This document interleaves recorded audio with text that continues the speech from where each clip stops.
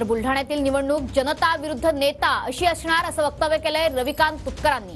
तिघे एकत्र आले तरी महायुतीच्या गाडीत लोक बसत नाहीत। रविकांत तुपकरांची महायुतीच्या उमेदवारावरती ही टीका केली आहे। बुलढाण्यातील लढत महायुती आणि माझ्यातच असल्याचं सुद्धा रविकांत तुपकर म्हणतात।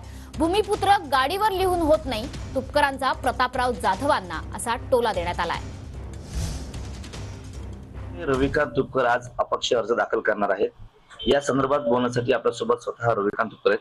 भाऊ, आज अपक्ष अर्ज दाखल करणार आहात, मोठ्या नागरिकांची या ठिकाणी उपस्थित राहणार आहे, रॅली निघणार आहे, शक्ती प्रदर्शन होणार आहे। काय शक्ती प्रदर्शन मी नाही करणार आहे, जनताच करणार आहे।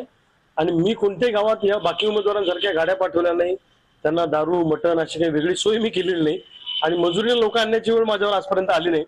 माझा उमेदवारी अर्ज भरायला सामान्य जनता स्वतःच्या खर्चानं स्वतःच्या घरची चटणी भाकर खाऊन येणार, अशा पद्धतीचं आजचं चित्र तुम्हाला बुलढाण्यामध्ये दिसेल।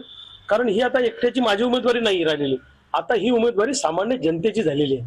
आणि जनता जनार्दनांनी मनामध्ये ठरवून टाकलंय की आता हे प्रस्थापित नेत्यांवरचा विश्वास उडाल्यामुळे एका शेतकऱ्याच्या लेकराला संधी द्यायची, असा निर्णय आता बुलढाणा जिल्ह्यातल्या शहरवासियांनी, ग्रामीण भागातल्या लोकांनी घेतलेला आहे। त्यामुळे 100% यांच्या पायाखालची वाळू आमच्यामुळे सरकलेली आहे। ही फाईट काही माझी आणि प्रतापराव जाधवांची असं म्हणता येणार नाही, ही फाईट नेते विरुद्ध जनता अशी होणार आहे, लक्षात ठेवा। कारण सामान्य जनता विरुद्ध हे पांढऱ्या कपड्यातले सगळे नेते, अशी फाईट होणार आहे, लक्षात ठेवा तुम्ही। आणि याच्यात सामान्य जनतेचा विजय